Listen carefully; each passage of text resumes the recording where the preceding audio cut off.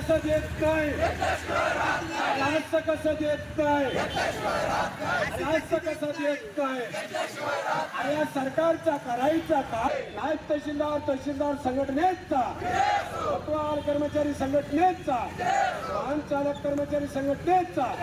चतुर्थ श्रेणी कर्मचारी संघटनेचा, महसूल कर्मचारी संघटनेचा, नायब तहसीलदार ग्रेड पे 4800, नायब तहसीलदारचा 48 ग्रेड पे, महसूल सहाय्यकाचा 2400 ग्रेड पे, समितीनं शिफारस केलेल्या सुधारित आकृतीबंध,